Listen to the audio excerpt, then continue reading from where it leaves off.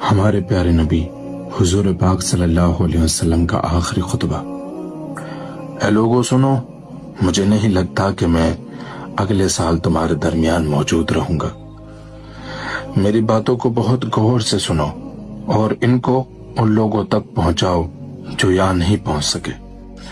کسی کو تنگ نہ کرو، کسی کا نقصان نہ کرو، تاکہ تم بھی محفوظ رہو۔ یاد رکھو تمہیں اللہ سے ملنا ہے اور اللہ تعالیٰ تم سے تمہارے اعمال کے بارے میں سوال کرے گا۔ اللہ نے سود کو ختم کر دیا ہے، اس لیے آج سے سارا سود ختم کر دو۔ تم عورتوں پر حق رکھتے ہو اور وہ بھی تم پر حق رکھتی ہیں۔ جب وہ اپنے حقوق پورا کر رہی ہیں تو تم بھی ان کی ساری ذمہ داریاں پوری کرو۔ عورتوں کے بارے میں نرمی کا رویہ اختیار کرو، کیونکہ وہ تمہاری شریک حیات اور بے لوث خدمت گزار ہیں۔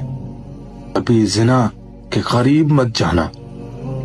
لوگوں میری بات غور سے سنو، صرف اللہ کی عبادت کرو، 5 فرض نمازیں پوری کرو، رمضان کے روزے رکھو، زکوٰۃ ادا کرتے رہو، اگر استطاعت ہو تو حج کرو۔ ہر مسلمان دوسرے مسلمان کا بھائی ہے۔ تم سب اللہ کی نظر میں برابر ہو، برتری صرف تقوی کی وجہ سے ہے۔ یاد رکھو تم سب کو ایک دن اللہ کے سامنے اپنے اعمال کا جواب دہی کے لیے حاضر ہونا ہے۔ خبردار رہو، میرے بعد گمراہ نہ ہو جانا۔